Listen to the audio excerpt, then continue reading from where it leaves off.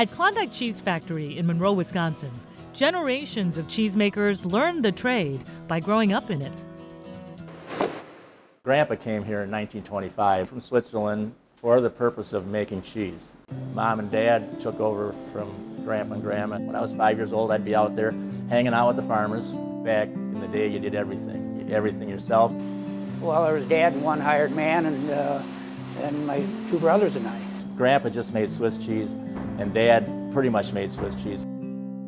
Steve, Dave, and Ron Buchholzer thought they would just continue that tradition, but they were wrong. The economics of Swiss in the 70s, making it, weren't very good. The entire cheese industry was having issues. We made our last Swiss in 1970. We started making cheddar, and we made Colby, and we've made mozzarella. But the company continued struggling until fate intervened. We were doing business with a company in Chicago. And they weren't happy with the feta cheese they were getting. They asked if we could do it. Well, we didn't know. Because we didn't know what feta was. We'd never had it. So they sent a pail back with us, and we did some fooling around. And basically developed the recipe. Sent it to them, and they liked it, and they became our first customer. Our sales really grew in a hurry. It moved faster than we thought it was going to. It pushed us to the point we're barely staying ahead of what orders were. People take big risks going into new product areas. That's where the Center for Dairy Research comes in. They'll help you with anything. It's there to help grow the Wisconsin dairy industry. The center is funded by a unique partnership between dairy farmers, the Wisconsin Milk Marketing Board, and the Dairy Research Institute. They've always got a good pulse for what is new out there that can help a cheese factory. It could be a new culture, a new enzyme, a new process, new equipment. The Center for Dairy Research has just been great to us. We've been at this effort of training and education for quite a while. The first dairy school in the U.S. was at the university. There was a dairy school on campus since the 1890s. The center has taken on that mantle over the last 28 years. We are out there training them, are doing product development for them, are doing some research for them. So you can email or call those guys up to CDR and they've got either an answer or a suggestion for you. And it's been very helpful to get the knowledge that we can from them to keep moving. We submit samples of them, and then with their expertise up there, they can look at the cheeses and do some analysis.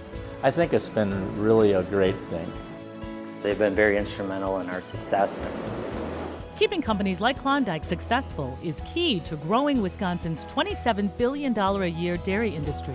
It's important because, for example, here at Klondike, they employ over 150 people here in rural Wisconsin. We're supporting many families. They've got the opportunity to grow with the business also. Domestically, we're the second biggest feta producer in the States. We're a big player in the feta cheese market. Still, Adam Buchholzer knows they'll need more growth to sustain yet another generation. You always got to be looking for that, what's that next thing?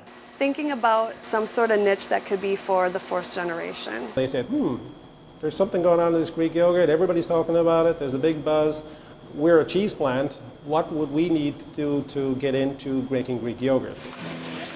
The yogurt was Adam's vision. Yeah, well, we always say it's Adam's fault. So. If companies want to get into a new type of area, like into Greek yogurt, they need somebody to help them. It's a big step. We've never done it. And we have 3 master cheesemakers here in this family, but not yogurt guys. Are we really ready to do this? Can we actually sell it? Who's going to buy it? So very often we guide them through the whole process of, well, here's what's involved in that kind of product. I know Adam did a few trials up there in Madison at Babcock Hall there. Did a couple of different batches, changed the recipe again, made some more batches. So it probably took between 1 to 2 years of working on this before they said, okay, we think we're good enough to think about investing in building the plant. They were real instrumental in helping us get there with the Greek yogurt.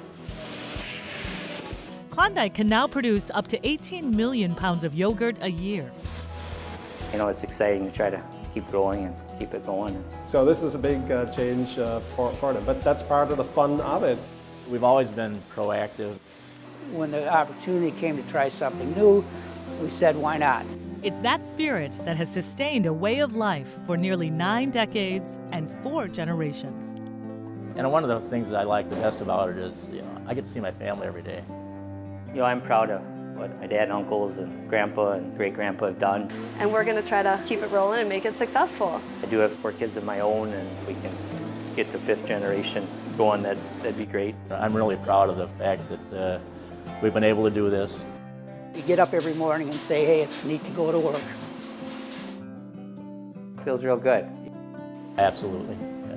Blessed is the word.